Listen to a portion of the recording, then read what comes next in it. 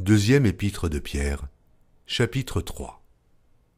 Voici déjà, bien-aimés, la seconde lettre que je vous écris.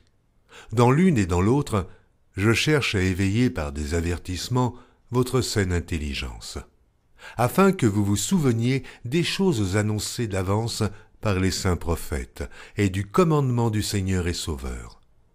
Enseigné par vos apôtres, sachant avant tout que, dans les derniers jours, il viendra des moqueurs avec leurs railleries, marchant selon leur propre convoitise et disant « Où est la promesse de son avènement ?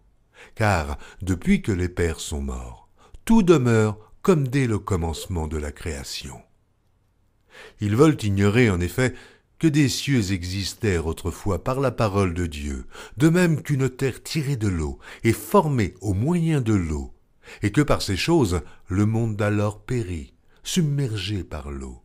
Tandis que, par la même parole, les cieux et la terre d'à présent sont gardés et réservés pour le feu, pour le jour du jugement et de la ruine des hommes impies. Mais il est une chose, bien-aimée, que vous ne devez pas ignorer, c'est que, devant le Seigneur, un jour est comme 1000 ans, et 1000 ans sont comme un jour.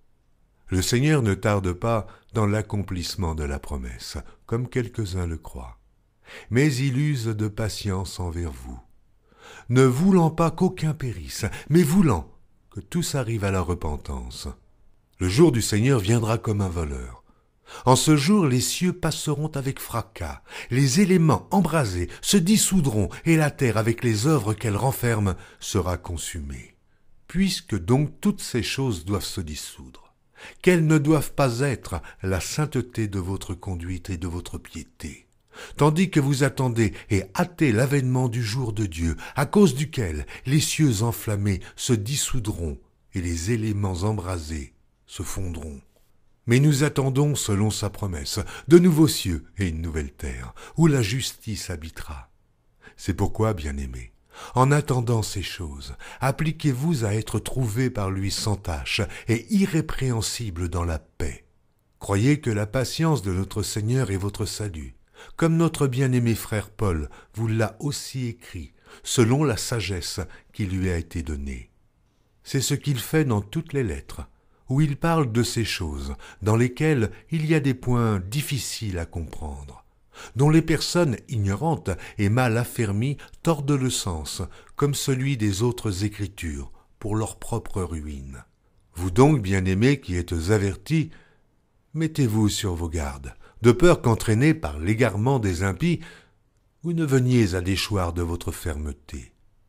Mais croissez dans la grâce et dans la connaissance de notre Seigneur et Sauveur Jésus-Christ. À lui soit la gloire, maintenant et pour l'éternité. Amen.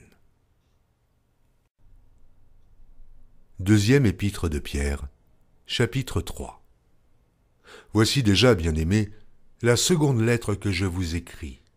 Dans l'une et dans l'autre, je cherche à éveiller par des avertissements votre saine intelligence, afin que vous vous souveniez des choses annoncées d'avance par les saints prophètes et du commandement du Seigneur et Sauveur.